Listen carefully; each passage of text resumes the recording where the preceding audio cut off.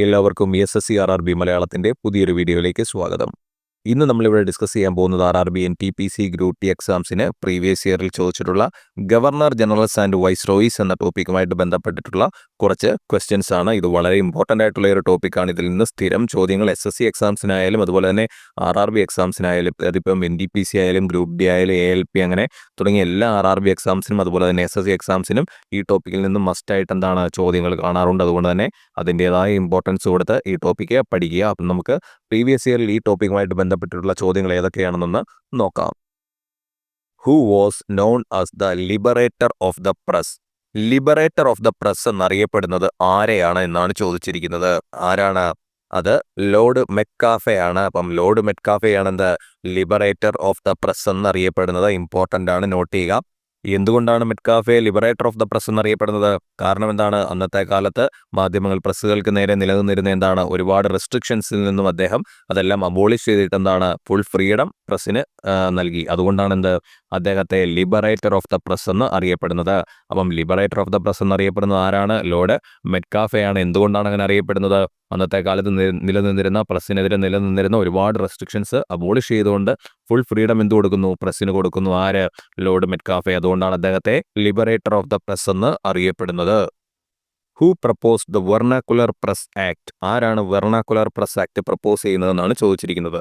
എന്താണ് ഈ vernacular press act എന്ന് പറഞ്ഞു കഴിഞ്ഞാൽ, പണ്ട് കാലത്ത് ഇത് നമ്മുടെ ബ്രിട്ടീഷുകാർ ഭരിച്ചുകൊണ്ടിരുന്നപ്പോൾ വന്ന ഒരു ആക്ടാണ്. അപ്പം എന്താണ് ബ്രിട്ടീഷുകാരുടെ ഭരണം സഹിക്കവയ്യാതെ എന്താണ് നമ്മൾ അവർക്കെതിരെയൊക്കെ നമ്മുടെ പത്രങ്ങളിലൂടെയൊക്കെ എഴുതാൻ തുടങ്ങി. അപ്പം അതിനെ അടിച്ചമർത്താൻ വേണ്ടി അവർ കൊണ്ടുവന്ന ഒരു ആക്ടാണ് എന്ത് ഈ വെർണാക്കുലർ പ്രസ് ആക്ട് എന്ന് പറയുന്നത്. വർഷം എത്രയാണ്? 1878 ആണ്. 1878 വെർണാക്കുലർ പ്രസ് ആക്ട് ഓഫ് 1878. ഇങ്ങനെ തന്നെ പറഞ്ഞ് പഠിക്കുക. അപ്പോൾ എന്താണ് ഓർമ്മിക്കാൻ എളുപ്പമായിരിക്കും. അപ്പോൾ എന്താണ് ബ്രിട്ടീഷുകാരുടെ ഭരണങ്ങൾക്കെതിരെ അല്ലെങ്കിൽ അവരുടെ പ്രവർത്തികൾക്കൊക്കെ എതിരെ നമ്മൾ പത്രങ്ങളിലൂടെ എഴുതുന്നതിനെ സപ്രസ് ചെയ്യാൻ വേണ്ടി അവർ കൊണ്ടുവന്ന ഒരു ആക്ടാണ് ഏത്? വെർണാക്കുലർ പ്രസ് ആക്ട് എന്ന് പറയുന്നത്. അപ്പം ഈ ഒരു ആക്ട് പ്രകാരം ഇംഗ്ലീഷ് ഭാഷയിൽ ഒഴിച്ച്, അതായത് നമ്മുടെ ഇന്ത്യയിലെ ഭാഷകളിലൊക്കെ എഴുതുന്ന പത്രങ്ങൾക്ക് എന്താണ് അവർ അതിൻ്റെ സ്വാതന്ത്ര്യത്തിന് ഒരുപാട് റെസ്ട്രിക്ഷൻസ് എന്താണ് അവർ കൊണ്ടുവന്നു. കാരണം ഇവർക്കെതിരെയൊക്കെ എഴുതി കഴിഞ്ഞാൽ തന്നെ എന്താണ് അവരുടെ പ്രസ് എന്താണ് അവരെ പ്രിന്റ് ചെയ്യുന്ന പ്രസ്സൊക്കെ ഇവർ പിടിച്ചെടുക്കുക, സീസ് ചെയ്യുക. അതുപോലെ തന്നെ ഇങ്ങനെ പത്രങ്ങളൊക്കെ ചെയ്യണമെങ്കിൽ ഇവരെ ബോണ്ടിൽ ഏർപ്പെടണം. അതുപോലെ തന്നെ എന്താണ് സെക്യൂരിറ്റി ഡെപ്പോസിറ്റുകളൊക്കെ ചെയ്യണം. അതെന്താണ് ഇൻസ്പെക്ഷൻ്റെ പ്രൂഫ് കാണിക്കണം. അങ്ങനെയൊക്കെ ചെയ്താൽ മാത്രമേ എന്താണ് റീജിയണൽ ലാംഗ്വേജസിലുള്ള പത്രങ്ങൾക്ക് പുറത്തിറക്കാൻ സാധിക്കുകയുള്ളായിരുന്നു. ഇംഗ്ലീഷ് ലാംഗ്വേജിൽ ഉള്ള പത്രങ്ങൾക്ക് എന്താണ് ഈ ഒരു ആക്ട് ബാധകമല്ലായിരുന്നു. അത് പ്രത്യേകം ശ്രദ്ധിച്ചോണം. ഇംഗ്ലീഷ് ലാംഗ്വേജിൽ ഒഴിച്ച് ബാക്കി ഏത് ഭാഷയിൽ ഇറങ്ങുന്ന പത്രങ്ങൾക്കും എന്താണ് ഈ വെർണാക്കുലർ പ്രസ് ആക്ട് ബാധകമായിരുന്നു. എന്താണ് അവരുടെ ഭരണങ്ങൾക്കെതിരെ അല്ലെങ്കിൽ അവരുടെ ഭരണവിരുദ്ധ വികാരം, നമ്മളിപ്പോൾ പറയുന്ന പോലെ ഒരു ഭരണവിരുദ്ധ വികാരം അവർക്കെതിരെയൊക്കെ നമ്മൾ പത്രങ്ങളിലൂടെ എഴുതിക്കൊണ്ടിരുന്നു. അപ്പോൾ അതിനെ സപ്രസ് ചെയ്യാൻ വേണ്ടി അവർ കൊണ്ടുവന്ന ഒരു ആക്ടാണ് ഇത് വെർണാക്കുലർ പ്രസ് ആക്ട് എന്ന് പറയുന്നത്. Vernacular press act of 1878. ആരാണ് ഇൻട്രൊഡ്യൂസ് ചെയ്യുന്നത്? ലോർഡ് ലിട്ടൺ ആണ്. മറക്കരുത്, ലോർഡ് ലിട്ടൺ ആണ് എന്താ vernacular press act of 1878 introduce ചെയ്യുന്നത്. വെർണാക്കുലർ പ്രസ് ആക്ട് എന്താണെന്ന് നമ്മൾ പറഞ്ഞു. അത് ഇൻട്രൊഡ്യൂസ് ചെയ്യുന്നത് ആരാണ്? ലോർഡ് ലിട്ടൺ ആണ്. ഏത് വർഷമാണ്? 1878. ഇനിയും ലോർഡ് ലിട്ടനെ കുറിച്ച് പറയുകയാണെങ്കിൽ ആംസ് ആക്ട്, ഈ വെർണാക്കുലർ പ്രസ് ആക്ട് അതുപോലെ തന്നെ ആംസ് ആക്ട് എന്ന് പറയുന്ന ഒരു ആക്ട് ഉണ്ട്. ഈ രണ്ട് ആക്ടുകളും ഒരു ലോ ആയിട്ട് ഇനാക്ട് ചെയ്യുന്നത് ആരാണ്? ഈ ലോർഡ് ലിട്ടൺ ആണ്. അപ്പോൾ വെർണാക്കുലർ പ്രസ് ആക്ടും അതുപോലെ തന്നെ ആംസ് ആക്ടും ഇൻട്രൊഡ്യൂസ് ചെയ്യുന്നത് ആരാണ്? ലോർഡ് ലിട്ടൺ ആണ്. മറക്കരുത്. ഇനി ഖാൻ ബഹദൂർ അതുപോലെ തന്നെ റായ് ബഹദൂർ എന്ന് പറയുന്ന രണ്ട് ടൈറ്റിലുകൾ ഉണ്ടായിരുന്നു. ഈ ടൈറ്റിലുകൾ ഇന്ത്യക്കാർക്ക് കൺഫർ ചെയ്ത് നൽകിയിരുന്നത് ആരുടെ റൂളിംഗ് പീരീഡിലായിരുന്നു? ലോർഡ് ലിട്ടന്റെ റൂളിംഗ് പീരീഡിലായിരുന്നു. മറക്കരുത്. റായ് ബഹദൂർ അതുപോലെ തന്നെ ഖാൻ ബഹദൂർ എന്ന രണ്ട് ടൈറ്റിലുകൾ ഇന്ത്യക്കാർക്ക് കൺഫർ ചെയ്ത് നൽകിയിരുന്നത് ആരുടെ ഭരണകാലത്താണ്? ലോർഡ് ലിട്ടന്റെ ഭരണകാലത്താണ്. ഇനി ഫസ്റ്റ് ഡൽഹി ദർബാർ ഓർഗനൈസ് ചെയ്യുന്നതും ആരുടെ റൂളിംഗ് പീരീഡിലാണ്? ലോർഡ് ലിട്ടന്റെ റൂളിംഗ് പീരീഡിലാണ്. ഇമ്പോർട്ടൻ്റ് ആണ്, നോട്ട് ചെയ്തോണം. ഫസ്റ്റ് ഡൽഹി ദർബാർ ഓർഗനൈസ് ചെയ്യുന്നത് ലോർഡ് ലിട്ടന്റെ റൂളിംഗ് പീരീഡിലാണ്. അതുപോലെ തന്നെ റായ് ബഹദൂർ, ഖാൻ ബഹദൂർ എന്ന രണ്ട് ടൈറ്റിലുകൾ ഇന്ത്യക്കാർക്ക് കൺഫർ ചെയ്ത് നൽകിയിരുന്നത് ആരുടെ റൂളിംഗ് പീരീഡിലാണ്? ലോർഡ് ലിട്ടന്റെ റൂളിംഗ് പീരീഡിലാണ്. ഇനി നമ്മൾ പറഞ്ഞ ഈ വെർണാക്കുലർ പ്രസ് ആക്ട് ഓഫ് 1878, ഈ വെർണാക്കുലർ പ്രസ് ആക്ട് നിർത്തലാക്കിയത് അല്ലെങ്കിൽ അബോളിഷ് ചെയ്യുന്നത് ആരാണ്?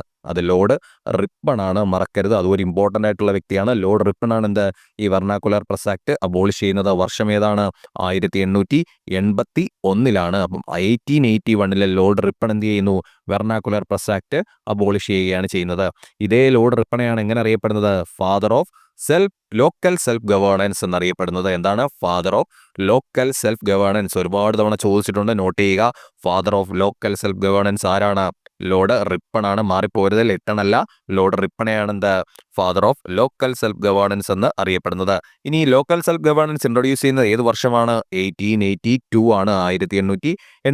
വെർണാക്കുലർ പ്രസ് ആക്ട് അബോളിഷ് ചെയ്തതിന്റെ തൊട്ടടുത്ത വർഷമാണെന്ത് ലോക്കൽ സെൽഫ് ഗവേണൻസ് ഇൻട്രൊഡ്യൂസ് ചെയ്യുന്നത്. അപ്പോൾ 1881 ലോർഡ് റിപ്പൺ എന്ത് ചെയ്യുന്നു? വെർണാക്കുലർ പ്രസ് ആക്ട് അബോളിഷ് ചെയ്യുന്നു. 1882 ലോക്കൽ സെൽഫ് ഗവേണൻസ് ഇൻട്രൊഡ്യൂസ് ചെയ്യുന്നു.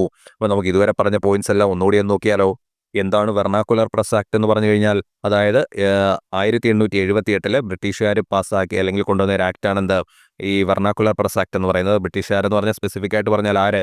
ലോർഡ് ലിട്ടൺ കൊണ്ടുവരുന്ന ലോർഡ് ലിട്ടൺ 1878 ഇൻട്രൊഡ്യൂസ് ചെയ്യുന്നതാണ് എന്ത് വെർണാക്കുലർ പ്രസ് ആക്ട് എന്ന് പറയുന്നത്. വെർണാക്കുലർ പ്രസ് ആക്ട് ഒക്കെ ഓൾറെഡി ഉണ്ട്. അതൊരു ലോ ആയിട്ട് ഇനാക്ട് ചെയ്യുന്നത് 1878 ലോർഡ് ലിട്ടൺ ആണ്. എന്താണ് ആക്ട് പ്രകാരം സംഭവിക്കുന്നത്? ഇംഗ്ലീഷ് ഭാഷയിൽ ഒഴികെയുള്ള പത്രങ്ങൾക്കെല്ലാം എന്താണ് അവരുടെ സ്വാതന്ത്ര്യത്തിന് വിലക്കേർപ്പെടുത്തുക, വിലക്കല്ല റെസ്ട്രിക്ഷൻസ് ഏർപ്പെടുത്തുക, ഒരുപാട് റെസ്ട്രിക്ഷൻസ് കൊണ്ടുവരികയാണ് ഈ വെർണാക്കുലർ പ്രസ് ആക്ടിലൂടെ അവർ ചെയ്തത്.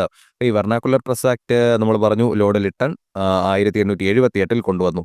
ഇനി ആംസ് ആക്ട് ഇൻട്രൊഡ്യൂസ് ചെയ്യുന്ന ആരാണ്? ലോർഡ് ലിട്ടൺ ആണെന്ന് നമ്മൾ പറഞ്ഞു. റായ് ബഹദൂർ അതുപോലെ തന്നെ ഖാൻ ബഹദൂർ എന്ന 2 ടൈറ്റിലുകൾ ഇന്ത്യക്കാർക്ക് കൺഫർ ചെയ്ത് നൽകിയിരുന്നത് ആരുടെ റൂളിംഗ് പീരീഡിലാണ്? അതും ലോർഡ് ലിട്ടന്റെ റൂളിംഗ് പീരീഡിലാണ്. ഇനി ഫസ്റ്റ് ഡൽഹി ദർബാർ ഓർഗനൈസ് ചെയ്യുന്നത് ആരുടെ റൂളിംഗ് പീരീഡിലാണ്? ലോർഡ് ലിട്ടന്റെ റൂളിംഗ് പീരീഡിലാണ്. ഈ 1878 വെർണാക്കുലർ പ്രസ് ആക്ട് അബോളിഷ് ചെയ്യുന്നത് ആരാണ്? ലോർഡ് റിപ്പൺ ആണ്. 1881 അബോളിഷ് ചെയ്യുന്നത്. ഇനിയും ലോർഡ് റിപ്പൺ എങ്ങനെയാണ് അറിയപ്പെടുന്നത്? Father of local self governance എന്നാണ് അറിയപ്പെടുന്നത്. Father of local self governance ആരാണ്? ലോർഡ് റിപ്പൺ ആണ്. എന്നാണ് ഈ ലോക്കൽ സെൽഫ് ഗവേണൻസ് ഇൻട്രൊഡ്യൂസ് ചെയ്യുന്നത്? വെർണാക്കുലർ പ്രസ് ആക്ട് അബോളിഷ് ചെയ്യുന്നത് 1881. തൊട്ടടുത്ത വർഷമായ 1882 എന്ത് ലോക്കൽ സെൽഫ് ഗവേണൻസ് ആര് ഇൻട്രൊഡ്യൂസ് ചെയ്യുന്നത്? ലോർഡ് റിപ്പൺ ഇൻട്രൊഡ്യൂസ് ചെയ്യുന്നത്. മറക്കരുത്, നോട്ട് ചെയ്ത് വെക്കുക. Who was the first governor general of Bengal? ആദ്യത്തെ ഗവർണർ ജനറൽ ഓഫ് ബംഗാൾ ആരാണെന്നാണ് ചോദിച്ചിരിക്കുന്നത്. അപ്പോൾ ഈ ഗവർണർ ജനറൽ ഓഫ് ബംഗാൾ എന്നൊരു പോസ്റ്റ് ഏത് ആക്ടിന്റെ ഫലമായിട്ടാണ് വരുന്നത്?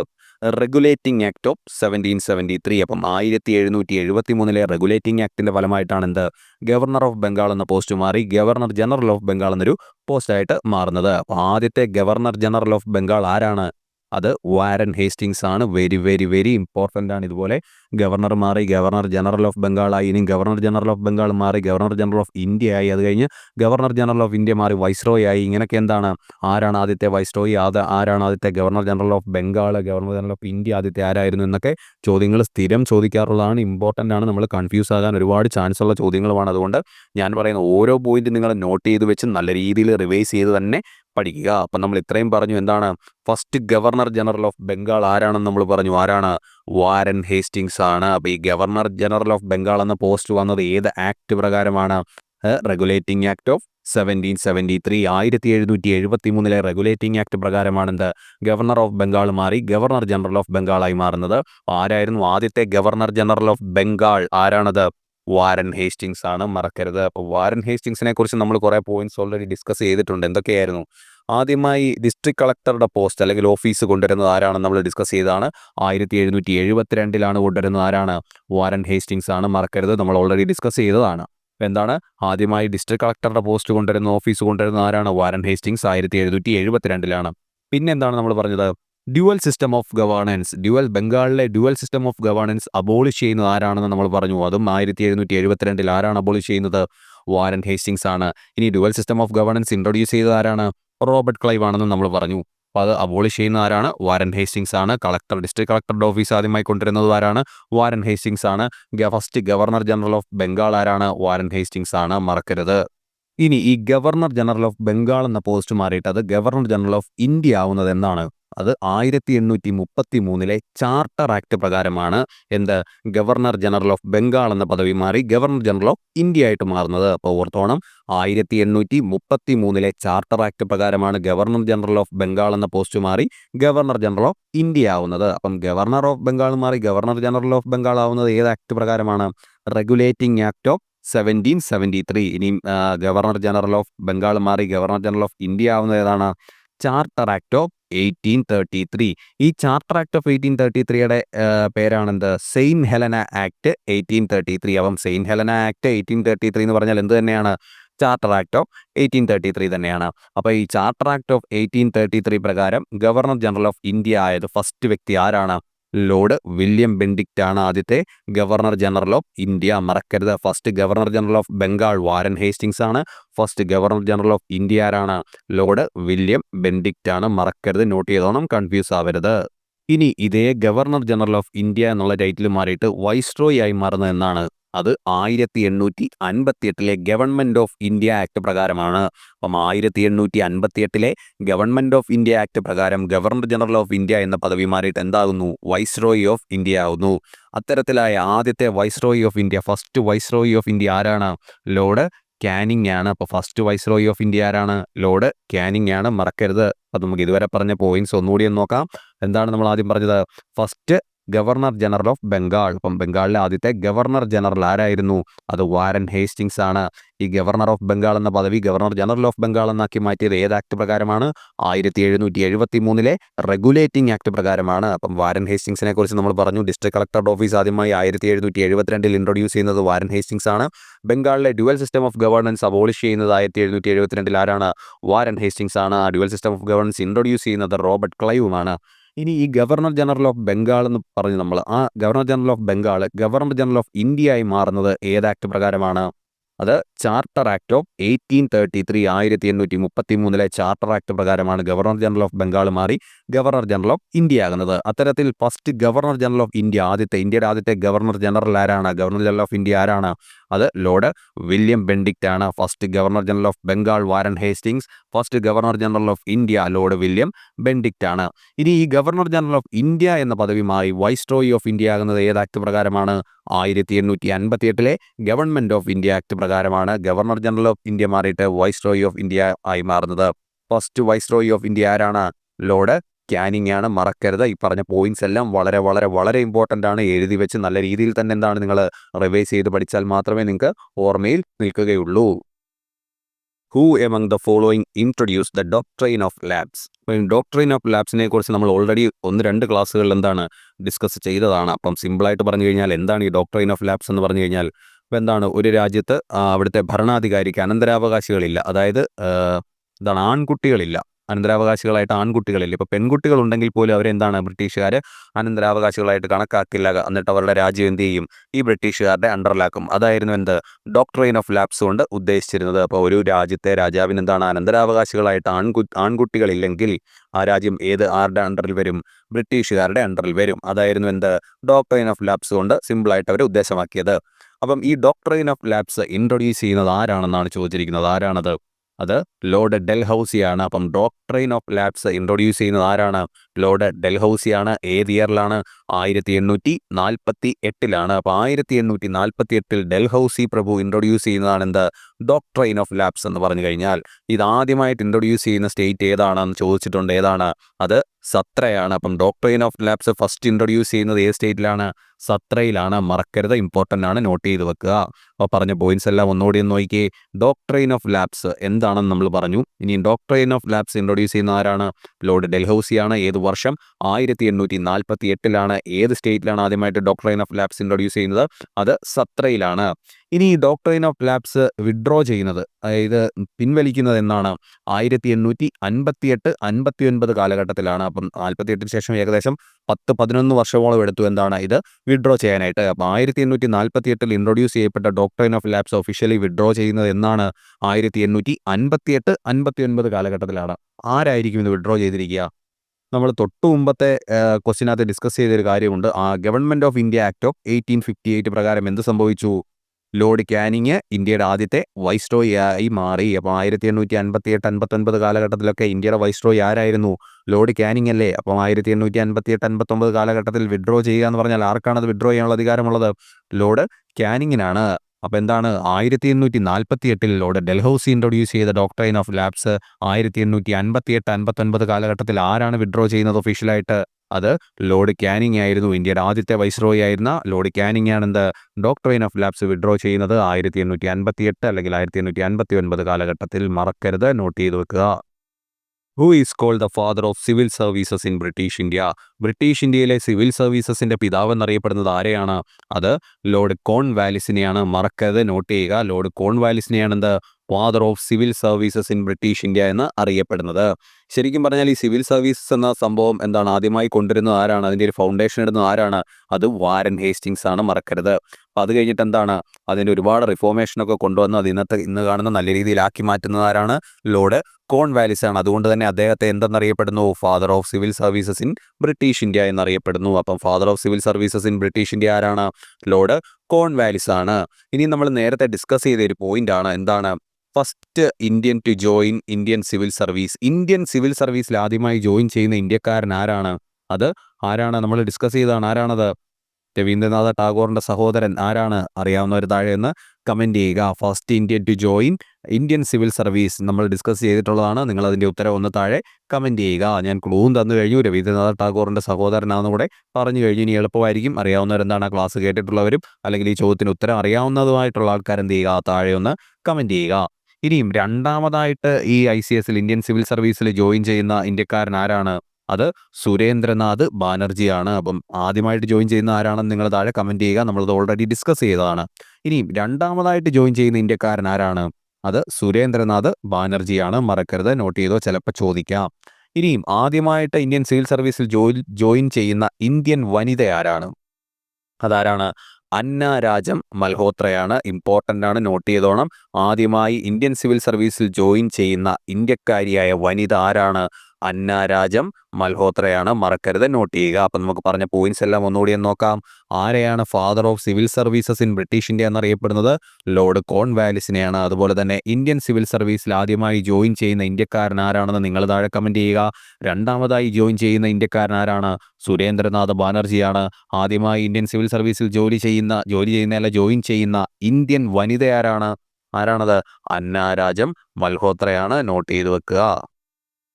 The first Factory Act in India to improve labor conditions was introduced under the viceroyship of Dash. അതായത് ഇന്ത്യയിലെ വർക്കേഴ്സിൻ്റെയൊക്കെ ലേബർ കണ്ടീഷൻസ് ഇമ്പ്രൂവ് ചെയ്യാൻ വേണ്ടി ഒരു ഫാക്ടറി ആക്ട് ആദ്യമായി ഇൻട്രൊഡ്യൂസ് ചെയ്യുന്നത് ആരുടെ വൈസ്രോയ്ഷിപ്പിലാണെന്നാണ് ചോദ്യം ചോദിച്ചിരിക്കുന്നത്. ആരുടെയാണ്, ലോർഡ് റിപ്പണിൻ്റെ വൈസ്രോയ്ഷിപ്പിലാണ്, നോട്ട് ചെയ്തോണം. ലോർഡ് റിപ്പണാണ് എന്ത് first factory act in India introduce ചെയ്യുന്നത് ആരാണ്, ലോർഡ് റിപ്പണാണ്. അപ്പം ഇത് നമ്മൾ പറഞ്ഞു. ഇനി ഇങ്ങനെ ഒരു ചോദ്യം വരികയാണ്, ലോർഡ് റിപ്പണിൻ്റെ വൈസ്രോയ്ഷിപ്പിൽ first factory act of India നിലവിൽ വന്നത് ഏത് വർഷമാണെന്നൊരു ചോദ്യം നിങ്ങളോട് ചോദിച്ചു. നിങ്ങൾക്ക് ഈ ഫാക്ടറി ആക്ടിനെ കുറിച്ച് ഒന്നും അറിയില്ല എന്നിരിക്കട്ടെ, നിങ്ങൾക്ക് ഫാക്ടറി ആക്ടിനെ കുറിച്ച് ഒന്നും അറിയില്ല. ചോദ്യം വന്നത് ഇങ്ങനെയാണ്, ലോർഡ് റിപ്പണിൻ്റെ വൈസ്രോയ്ഷിപ്പിൽ ഇന്ത്യയിൽ ആദ്യമായി ഒരു ഫാക്ടറി ആക്ട് ഇൻട്രൊഡ്യൂസ് ചെയ്യുന്നത് ഏത് വർഷമാണ്. ഓപ്ഷൻസ് തരികയാണ്, എന്താണ് 1842, എന്താണ് 1826, 1819, അതുപോലെ തന്നെ 1881. ഇങ്ങനെ 4 ഓപ്ഷൻസ് തന്നു. അപ്പം നിങ്ങൾക്ക് എന്താണ് ഇതിന് ഈസി ആയിട്ട് കണ്ടുപിടിക്കാം. ഇങ്ങനെയാണ് ഓപ്ഷൻസ് വരുന്നതെങ്കിൽ നിങ്ങൾക്ക് കണ്ടുപിടിക്കാം. കാരണം എന്താണ്, ഇവിടുത്തെ ചോദ്യം ശ്രദ്ധിച്ചോ, വൈസ്രോയ്ഷിപ്പ് എന്നൊരു വാക്ക് അതിനകത്ത് നിങ്ങൾ ശ്രദ്ധിച്ചോണം. നമ്മൾ പറഞ്ഞതാണ് എന്ത്, governor general of India viceroy ആയത് ഏത് വർഷമാണെന്ന് നമ്മൾ പറഞ്ഞു, 1858 ഗവൺമെൻറ് ഓഫ് ഇന്ത്യ ആക്ട് പ്രകാരമാണെന്ത്, governor general of India viceroy ആയി മാറിയത്. അപ്പം വൈസ്രോയ്ഷിപ്പ് എന്നൊരു വാക്ക് ഇവിടെ ഉണ്ട്. അപ്പോൾ എന്തായാലും എന്തായിരിക്കും, 1858 അതിനുശേഷമോ ആയിരിക്കും എന്ത്, ഈ ഒരു ആക്ട് ഇൻട്രൊഡ്യൂസ് ചെയ്തിരിക്കുന്നത്. അപ്പം നമ്മുടെ ഓപ്ഷനകത്തിൽ 3 എന്താണ്, 1858 താഴെയുള്ള വർഷങ്ങളും 1 1858 മേലെയുള്ള വർഷമാണെങ്കിൽ ഉറപ്പിച്ചോണം ഏതായിരിക്കും അത്, 1858 മേലെയുള്ള വർഷം. അപ്പം ഞാൻ പറഞ്ഞ ഓപ്ഷൻസിൽ ഏതാണ്, 1881. അപ്പോൾ ഇങ്ങനെയാണ് നമ്മൾ ഓരോ ക്വസ്റ്റ്യൻസും കണക്ട് ചെയ്ത് പോകുന്നത്, ഓപ്ഷൻസ് എലിമിനേറ്റ് ചെയ്ത് പോകുന്നത്. ഇപ്പം നമുക്ക് ആ ക്വസ്റ്റിനെ കുറിച്ച് ഒന്നും അറിയില്ലായിരിക്കും, പക്ഷേ അതുമായിട്ട് ബന്ധപ്പെട്ട ഏതെങ്കിലും ഒരു വാക്ക് അല്ലെങ്കിൽ ഏതെങ്കിലും ഒരു മറ്റൊരു ക്വസ്റ്റ്യൻ നമുക്ക് അറിയാവുന്നതുമായിട്ട് റിലേറ്റ് ചെയ്തിട്ട് നമുക്ക് എന്ത് ചെയ്യാൻ പറ്റും, ഓപ്ഷൻസിൽ നിന്ന് ഈസി ആയിട്ട് എലിമിനേറ്റ് ചെയ്ത് കറക്റ്റ് ഉത്തരം കണ്ടുപിടിക്കാൻ പറ്റും. അപ്പോൾ എന്താണ് നമ്മൾ പറഞ്ഞു വന്നത്, ഫസ്റ്റ് ഫാക്ടറി ആക്ട് ഓഫ് 1881, 1881 എന്താ ഫസ്റ്റ് ഫാക്ടറി ആക്ട് പാസ് ചെയ്യുന്നത്, 1881 ഇൻട്രൊഡ്യൂസ് ചെയ്യുന്നത് ആരാണ്, ലോർഡ് റിപ്പണാണ്, മറക്കരുത്, നോട്ട് ചെയ്യുക. അപ്പോൾ ഒന്നുകൂടെ പറയാം, first factory act in India ആരാണ് ഇൻട്രൊഡ്യൂസ് ചെയ്യുന്നത്, ലോർഡ് റിപ്പണാണ്. അപ്പോൾ ഫസ്റ്റ് ഫാക്ടറി ആക്ട് പാസ് ചെയ്യുന്ന വർഷം ഏതാണ്, 1881. ഇനി നമ്മൾ തൊട്ട് മുമ്പ് ഡിസ്കസ് ചെയ്തതിനകത്ത് ഈ 1881 ലോർഡ് റിപ്പണും ഒന്ന് ഡിസ്കസ് ചെയ്തിട്ടുണ്ട്. എന്താണ് നിങ്ങൾ ഓർക്കുന്നുണ്ടോ, വെർണാക്കുലർ പ്രസ് ആക്ട് ഇൻട്രൊഡ്യൂസ് ചെയ്യുന്നത് ആരാണ്, ലോർഡ് ലിട്ടൺ, 1878 ആണെന്ന് നമ്മൾ പറഞ്ഞു. ഇനി അത് വിഡ്രോ ചെയ്യുന്നത് ആരാണ്, ലോർഡ് റിപ്പണാണ്, 1881, മറക്കരുത്, നോട്ട് ചെയ്ത് വെക്കുക. Who was the Viceroy of India at the times of the Dandi March initiated by Gandhiji? Gandhiji initiate ചെയ്ത ദണ്ഡി മാർച്ചിൻ്റെ സമയത്ത് ഇന്ത്യയുടെ വൈസ്രോയി ആരായിരുന്നു, അപ്പം എന്നാണ് ഈ ദണ്ഡി മാർച്ച് നടക്കുന്നത്? 1930 അപ്പോൾ 1930 മാർച്ച് 12 എന്ത് ദണ്ഡി മാർച്ച് സ്റ്റാർട്ട് ചെയ്യുന്നത്. എവിടെ നിന്നാണ്? സബർമതിയിൽ നിന്നാണ് സ്റ്റാർട്ട് ചെയ്യുന്നത്. എവിടേക്കായിരുന്നു? ദണ്ഡി കടപ്പുറത്തേക്കായിരുന്നു. അപ്പോൾ എന്നാണ്? മാർച്ച് 12 1930 സ്റ്റാർട്ട് ചെയ്തിട്ട് ഏപ്രിൽ 6 1930 എന്ത് ചെയ്യുന്നു? അവിടെ എത്തിച്ചേരുകയും എന്താണ്? ഉപ്പ് നിയമം വയലേറ്റ് ചെയ്യുകയും ചെയ്യുന്നു ഗാന്ധിജി. അപ്പോൾ എന്നാണ്? 1930 മാർച്ച് 12 എന്ത് ദണ്ഡി മാർച്ച് ആരംഭിക്കുന്നത്. സബർമതിയിൽ നിന്ന് ആരംഭിക്കുന്നു. ഏപ്രിൽ 6 എന്ത് ചെയ്യുന്നു? എത്തിച്ചേരുന്നു. ഇനിയും ഈ ഗാന്ധിജിയുടെ ദണ്ഡി മാർച്ച് സമയത്ത് ഇന്ത്യയുടെ വൈസ്രോയി ആരായിരുന്നു എന്നാണ് ചോദ്യം. ആരായിരുന്നു അത്? ലോർഡ് ഇർവിൻ ആയിരുന്നു. മറക്കരുത്, നോട്ട് ചെയ്തോണം, ഇമ്പോർട്ടൻ്റ് ആണ്. ഗാന്ധിജിയുടെ ദണ്ഡി മാർച്ചിൻ്റെ സമയത്ത് ഇന്ത്യയുടെ വൈസ്രോയി ആരായിരുന്നു? ലോർഡ് ഇർവിൻ ആയിരുന്നു. ഇനി ഇങ്ങനെ ചോദിക്കുകയാണ്, 1930 സമയത്ത് ഇന്ത്യയുടെ വൈസ്രോയി ആരായിരുന്നു? ഒരു ചോദ്യം വന്നാലും എഴുതുമല്ലോ. ആരാണത്? ലോർഡ് ഇർവിൻ അല്ലേ? കാരണം എന്താണ്? 1930 ദണ്ഡി മാർച്ച് നടക്കുന്നത്. ദണ്ഡി മാർച്ച് നടക്കുന്ന സമയത്ത് ഇന്ത്യൻ വൈസ്രോയി ആരാണെന്ന് നമ്മൾ ഓൾറെഡി പഠിച്ചു. ആരാണ്? ലോർഡ് ഇർവിൻ ആണ്. മറക്കരുത്. ഇനി ഗാന്ധിജിയുടെ ദണ്ഡി മാർച്ചിനെ എന്താണ് നമ്മുടെ ഹിസ്റ്റോറിക് ആയിട്ടുള്ള ശ്രീരാമചന്ദ്രൻ ലങ്കയിലേക്ക് പോകുന്നതുമായിട്ട് ഉപമിച്ചത് ആരാണ്? അല്ലെങ്കിൽ ശ്രീരാമചന്ദ്രൻ്റെ ലങ്ക മാർച്ച് പോലെ, ലങ്കയിലേക്കുള്ള യാത്ര പോലെയാണ് ഗാന്ധിജിയുടെ ദണ്ഡി മാർച്ച് എന്ന് പറഞ്ഞത് ആരാണ്? ഇങ്ങനെയും ചോദ്യം വന്നിട്ടുണ്ട്. ആരാണത് പറഞ്ഞത്? അത് ജവഹർലാൽ നെഹ്റുവിൻ്റെ പിതാവായ മോട്ടിലാൽ നെഹ്റു ആണ്. അപ്പം ശ്രീരാമചന്ദ്രൻ ലങ്കയിലേക്ക് പോയ പോലെയാണ് ഗാന്ധിജിയുടെ ദണ്ഡി മാർച്ച് എന്ന് പറഞ്ഞത് ആരാണ്? മോത്തിലാൽ നെഹ്റു ആണ്. ഹിസ്റ്റോറിക് ആയിട്ടുള്ള ശ്രീരാമചന്ദ്രൻ്റെ ലങ്കയിലേക്കുള്ള പോക്കുമായിട്ട് ഗാന്ധിജിയുടെ ദണ്ഡി മാർച്ചിനെ ഉപമിച്ചത് ആരാണ്? മോത്തിലാൽ നെഹ്റു ആണ്. മറക്കരുത്. അപ്പം 1930 മാർച്ച് 12 ദണ്ഡി മാർച്ച് ആരംഭിക്കുന്നു. സബർമതിയിൽ നിന്നും ഏപ്രിൽ 6 എത്തിച്ചേരുന്നു. അപ്പം ദണ്ഡി മാർച്ചിൻ്റെ സമയത്ത് ഇന്ത്യയുടെ വൈസ്രോയി ആരായിരുന്നു? ലോർഡ് ഇർവിൻ ആയിരുന്നു. ഇനി ഗാന്ധിജിയുടെ ദണ്ഡി മാർച്ചിനെ ശ്രീരാമചന്ദ്രൻ്റെ ലങ്കയിലേക്കുള്ള പോക്കുമായിട്ട് ഉപമിച്ചതാരാണ്? മോത്തിലാൽ നെഹ്റു ആണ്. മറക്കരുത്. Who introduce the dual government system? Dual system of governance in Bengal introduce ചെയ്യുന്നത് ആരാണ്? നമ്മളിത് ഒരുപാട് ഡിസ്കസ് ചെയ്തതാണ്. ഞാൻ വീണ്ടും ഇത് റിപ്പീറ്റ് ചെയ്യുന്നതിന് കാരണം എന്താണ്? ഇത് വളരെ ഇമ്പോർട്ടൻ്റ് ആയതുകൊണ്ടാണ്. അത്രയ്ക്ക് ഇമ്പോർട്ടൻ്റ് ആയതുകൊണ്ടാണ് ഞാൻ വീണ്ടും ഇത് റിപ്പീറ്റ് ചെയ്യുന്നത്. നോട്ട് ചെയ്ത് വെക്കുക, റിവൈസ് ചെയ്ത് പഠിക്കുക. അപ്പോൾ ഒന്നുകൂടെ നമുക്ക് നോക്കാം. Dual system of governance in Bengal introduce ചെയ്യുന്നത് ആരാണ്? റോബർട്ട് ക്ലൈവ് ആണ്. മറക്കരുത്, റോബർട്ട് ക്ലൈവ് ആണ് ബംഗാളിലെ dual system of governance introduce ചെയ്യുന്നത്. ഏത് വർഷമാണ്? 1765. അപ്പം നമ്മൾ ഈ ഡ്യുവൽ സിസ്റ്റം ഓഫ് ഗവേണൻസിനെ കുറിച്ച് പറയുന്നതിന് മുമ്പ് പറയേണ്ട 2 യുദ്ധങ്ങളുണ്ട്. എന്താണ്? പ്ലാസി യുദ്ധവും അതുപോലെ തന്നെ ബാറ്റിൽ ഓഫ് ബൊക്സാർ യുദ്ധവും. പ്ലാസി യുദ്ധം ഏത് വർഷമാണ്? 1757. സിറാജ് ഉദ്ദൗളയും ഈസ്റ്റ് ഇന്ത്യ കമ്പനിയും തമ്മിൽ നടന്ന യുദ്ധമാണേത്? പ്ലാസി യുദ്ധം എന്ന് പറയുന്നത് 1757 സിറാജ് ഉദ്ദൗളയും അതുപോലെ തന്നെ ബ്രിട്ടീഷ് ഈസ്റ്റ് ഇന്ത്യ കമ്പനിയും തമ്മിൽ നടന്ന യുദ്ധമാണേത്? ബാറ്റിൽ ഓഫ് പ്ലാസി എന്ന് പറയുന്നത്. അപ്പം ബാറ്റിൽ ഓഫ് പ്ലാസിയിൽ ബ്രിട്ടീഷ് ഈസ്റ്റ് ഇന്ത്യ കമ്പനിയുടെ കമാൻഡർ ഇൻ ചീഫ് ആരായിരുന്നു? ബ്രിട്ടീഷ് ഈസ്റ്റ് ഇന്ത്യ കമ്പനിയെ ലീഡ് ചെയ്യുന്നത് ആരായിരുന്നു? റോബർട്ട് ക്ലൈവ് ആയിരുന്നു. അപ്പോൾ battle of Plassey British East India കമ്പനിയെ ലീഡ് ചെയ്തത് ആരാണ്? റോബർട്ട് ക്ലൈവ് ആണ്. ഇനി ബാറ്റിൽ ഓഫ് ബൊക്സാറിലേക്ക് വന്നു കഴിഞ്ഞാൽ ഏത് വർഷമാണ്? 1764. വർഷം നോട്ട് ചെയ്തോണം. ഈ dual system of governance introduce ചെയ്തതിന് തൊട്ട് മുമ്പത്തെ വർഷം 1764 ബാറ്റിൽ ഓഫ് ബൊക്സാർ നടക്കുന്നത്. ബാറ്റിൽ ഓഫ് ബൊക്സാർ ആരൊക്കെ തമ്മിലായിരുന്നു? മുഗളിൻ്റെയും അതുപോലെ തന്നെ ബംഗാൾ അവധിൻ്റെയും കമ്പൈൻഡ് ഫോഴ്സസും ഈ ബ്രിട്ടീഷ് ഈസ്റ്റ് ഇന്ത്യ കമ്പനിയും തമ്മിലാണ് ബാറ്റിൽ ഓഫ് ബൊക്സാർ നടക്കുന്നത്. അപ്പോൾ ബാറ്റിൽ ഓഫ് ബൊക്സാർ ആരൊക്കെ തമ്മിലാണ് നടക്കുന്നത്? ബംഗാൾ അവധ് അതുപോലെ തന്നെ മുഗൾ എംപയറിൻ്റെയും കൂടെ കമ്പൈൻഡ് ഫോഴ്സസും ബ്രിട്ടീഷ് ഈസ്റ്റ് ഇന്ത്യ കമ്പനിയും തമ്മിലാണ് ബാറ്റിൽ ഓഫ് ബൊക്സാർ 1764 നടക്കുന്നത്. ആ സമയത്ത് ഈസ്റ്റ് ഇന്ത്യ കമ്പനിയുടെ കമാൻഡർ അല്ലെങ്കിൽ ഈസ്റ്റ് ഇന്ത്യ കമ്പനിയെ ലീഡ് ചെയ്തത് ആരായിരുന്നു? ഹെക്ടർ മൺറോ ആയിരുന്നു. പ്രീവിയസ് ഇയർ ആണ്, ഇമ്പോർട്ടൻ്റ് ആണ്, നോട്ട് ചെയ്യുക. അപ്പോൾ ബാറ്റിൽ ഓഫ് ബൊക്സാറിൽ ഈസ്റ്റ് ഇന്ത്യ കമ്പനിയെ ലീഡ് ചെയ്തത് ആരാണ്? ഹെക്ടർ മൺറോ ആണ്. പ്ലാസി യുദ്ധത്തിൽ ലീഡ് ചെയ്യുന്നത് ആരാണ്? റോബർട്ട് ക്ലൈവ് ആണ്. അപ്പം ഈ യുദ്ധം, അതായത് ഈ ബാറ്റിൽ ഓഫ് ബൊക്സാറിൽ എന്ത് ചെയ്യുന്നു? ഈസ്റ്റ് ഇന്ത്യ കമ്പനി സ്വാഭാവികമായിട്ടും ജയിക്കുന്നു. അതിനുശേഷം എന്ത് സൈൻ ചെയ്യുകയാണ്? അലഹബാദ് ട്രീറ്റി അല്ലെങ്കിൽ ട്രീറ്റി ഓഫ് അലഹബാദ്. ഏത് വർഷം? തൊട്ടടുത്ത വർഷം 1765. യുദ്ധത്തിൻ്റെ തൊട്ടടുത്ത വർഷമായ 1765 എന്താണ്? അലഹബാദ് ട്രീറ്റി സൈൻ ചെയ്യുന്നു. ആരൊക്കെ തമ്മിലാണ് സൈൻ ചെയ്യുന്നത്? റോബർട്ട് ക്ലൈവ് ആണെന്ത് സൈൻ ചെയ്യുന്നത്? ബ്രിട്ടീഷ് ഈസ്റ്റ് ഇന്ത്യ കമ്പനിക്ക് വേണ്ടി, ബ്രിട്ടീഷുകാർക്ക് വേണ്ടി റോബർട്ട് ക്ലൈവ് ആണെന്ത് അലഹബാദ് ട്രീറ്റി സൈൻ ചെയ്യുന്നത്. ആരൊക്കെ തമ്മിലാണ് സൈൻ ചെയ്യുന്നത്? 2 ട്രീറ്റി സൈൻ ചെയ്തിട്ടുണ്ട് ഈ അലഹബാദ് ട്രീറ്റി. ആരൊക്കെ തമ്മിലാണ്? ഒന്ന് റോബർട്ട് ക്ലൈവും ഷുജാ ഉദ്ദൗളയും തമ്മിൽ സൈൻ ചെയ്തിട്ടുണ്ട്. അതുപോലെ തന്നെ ഷാ ആലം സെക്കൻഡും റോബർട്ട് ക്ലൈവും തമ്മിൽ എന്താണ്? ഈ അലഹബാദ് ട്രീറ്റി സൈൻ ചെയ്തിട്ടുണ്ട്. അപ്പം രണ്ടും ബ്രിട്ടീഷുകാർക്ക് വേണ്ടി സൈൻ ചെയ്യുന്നത് ആരാണ്? റോബർട്ട് ക്ലൈവ് തന്നെയാണ്. അപ്പോൾ അപ്പുറത്തോളം ആരൊക്കെയാണ്? ഷുജാ ഉദ്ദൗളയും അതുപോലെ തന്നെ ഷാ ആലം സെക്കൻഡ്. അപ്പം ഈ അലഹബാദ് ട്രീറ്റിയുടെ ഭാഗമായിട്ടാണ് dual system of governance introduce ചെയ്യുന്നത്. എന്താണ്? ടാക്സ് കളക്ട് ചെയ്യാനുള്ള നമ്മുടെ ദിവാനി സിസ്റ്റം, അതായത് ടാക്സ് കളക്ട് ചെയ്യാനുള്ള അധികാരം ബ്രിട്ടീഷുകാർക്ക് നൽകുകയാണ് ഈ അലഹബാദ് ട്രീറ്റിയുടെ ഭാഗമായിട്ട്. ഇതേ അലഹബാദ് ട്രീറ്റിയുടെ ഭാഗമായിട്ടാണ് 1765 ബംഗാളിൽ ഡ്യുവൽ സിസ്റ്റം ഓഫ് ഗവേണൻസ് വരുന്നത്. ഇനി ഈ dual system of governance abolish ചെയ്ത ആരാണ്? അതും നമ്മൾ പഠിച്ചിട്ടുള്ളതാണ്. ആരാണ്? വാരൻ ഹേസ്റ്റിങ്സ് ആണ്. ഏത് വർഷമാണെന്ന് നിങ്ങൾക്കറിയാം, കാരണം ഞാനിത് ഡിസ്കസ് ചെയ്തിട്ടുള്ളതാണ്. നിങ്ങൾ എന്ത് ചെയ്യുക? താഴെ കമൻറ്റ് ചെയ്യുക. അപ്പോൾ നമ്മൾ പറഞ്ഞു ഡ്യുവൽ സിസ്റ്റം ഓഫ് ഗവേണൻസ് ബംഗാളിൽ ഇൻട്രൊഡ്യൂസ് ചെയ്യുന്നത് റോബർട്ട് ക്ലൈവ് ആണെന്ന് പറഞ്ഞു.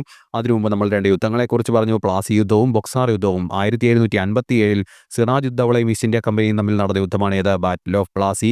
ഈസ്റ്റ് ഇന്ത്യ കമ്പനി ആ സമയത്ത് ലീഡ് ചെയ്തിരുന്നത് റോബർട്ട് ക്ലൈവ് ആയിരുന്നു. ഇനിയും 1764 ബംഗാൾ അവധ് പിന്നെ മുഗൾ കമ്പൈൻഡ് ഫോഴ്സസും ബ്രിട്ടീഷ് ഈസ്റ്റ് ഇന്ത്യ കമ്പനിയും തമ്മിൽ നടന്ന യുദ്ധമാണേത്? ബാറ്റിൽ ഓഫ് ബൊക്സാർ എന്ന് പറയുന്നത്. ആ സമയത്ത് ഈസ്റ്റ് ഇന്ത്യ കമ്പനിയെ ലീഡ് ചെയ്യുന്നത് ആരായിരുന്നു? അത് ഹെക്ടർ മൺട്രോ ആയിരുന്നു. ആ യുദ്ധത്തിൽ ബ്രിട്ടീഷ് ഈസ്റ്റ് ഇന്ത്യ കമ്പനി ജയിക്കുന്നു. അതിൻ്റെ ഫലമായിട്ട് എന്താണ്? 1765 അലഹബാദ് ട്രീറ്റി സൈൻ ചെയ്യുന്നു. ആരൊക്കെ തമ്മിലാണ്? റോബർട്ട് ക്ലൈവ് ഷുജാഉദ്ദൗളയും തമ്മിലും അതുപോലെ തന്നെ റോബർട്ട് ക്ലൈവും ഷാ ആലം സെക്കൻഡ് തമ്മിൽ സൈൻ ചെയ്യുന്നു. ഇതിൻ്റെ ഭാഗമായിട്ട് എന്താണ്? ദിവാനി സിസ്റ്റം, ടാക്സ് കളക്ട് ചെയ്യാനുള്ള അധികാരം ആർക്ക് കിട്ടുകയാണ്? ബ്രിട്ടീഷുകാർക്ക് കിട്ടുകയാണ്. ഈ അലഹബാദ് ട്രീറ്റിയുടെ ഭാഗമായിട്ട് തന്നെയാണ് എന്താ ബംഗാളിൽ ഡ്യുവൽ സിസ്റ്റം ഓഫ് ഗവേണൻസ് വരുന്നത്. 1765 വരുന്നത്. ഇനിയും 1765 വന്ന ഈ ഒരു dual system of governance abolish ചെയ്യുന്നത് ആരാണെന്ന് താഴെ കമൻറ്റ് ചെയ്യുക. ഏത് വർഷമാണെന്ന് മറക്കാതെ താഴെ കമൻറ്റ് ചെയ്യുക. Warren Hastings become the first governor general of Bengal in dash. അപ്പം Warren Hastings first governor general of ബംഗാളായ വർഷമാണ് നമ്മളോട് ചോദിച്ചിരിക്കുന്നത്. നമ്മൾ ഓൾറെഡി ഡിസ്കസ് ചെയ്തതാണ്. ഗവർണർ ഓഫ് ബംഗാൾ എന്ന പദവി ഗവർണർ ജനറൽ ഓഫ് ബംഗാൾ എന്നായിട്ട് മാറിയത് ഏത് ആക്ട് പ്രകാരമാണ്? Regulating act of 1773. അപ്പം ഏത് വർഷമാണ് ഗവർണർ ജനറലായത് വാരൻ ഹേസ്റ്റിങ്സ്? 1773. എന്താണ്? റെഗുലേറ്റിംഗ് ആക്ട് ഓഫ് 1773 പ്രകാരമല്ലേ ഗവർണർ ഓഫ് ബംഗാൾ മാറിയിട്ട് ഗവർണർ ജനറൽ ഓഫ് ബംഗാൾ ആവുന്നത്. അപ്പം ഏത് വർഷം തന്നെയാണത്? 1773 ആദ്യത്തെ ഗവർണർ ജനറൽ ഓഫ് ബംഗാൾ ആരാണ്? നമ്മൾ പറഞ്ഞതാണ് വാരൻ ഹേസ്റ്റിങ്സ് ആണ്. ഇനി ഗവർണർ ജനറൽ ഓഫ് ബംഗാൾ മാറിയിട്ട് ഗവർണർ ജനറൽ ഓഫ് ഇന്ത്യ ആകുന്നത് ഏതാണ്? ചാർട്ടർ ആക്ട് ഓഫ് 1833 ആണ്. 1833 ചാർട്ടർ ആക്ട് പ്രകാരമാണ് ഗവർണർ ജനറൽ ഓഫ് ബംഗാൾ മാറി ഗവർണർ ജനറൽ ഓഫ് ഇന്ത്യ ആവുന്നത്. അപ്പോൾ ആദ്യത്തെ ഗവർണർ ജനറൽ ഓഫ് ഇന്ത്യ ആരാണ്? ലോർഡ് വില്യം ബെൻഡിക്റ്റ് ആണ്. ഇനിയും ഈ ഗവർണർ ജനറൽ ഓഫ് ഇന്ത്യ മാറിയിട്ട് വൈസ്രോയി ആകുന്നത് എന്നാണ്?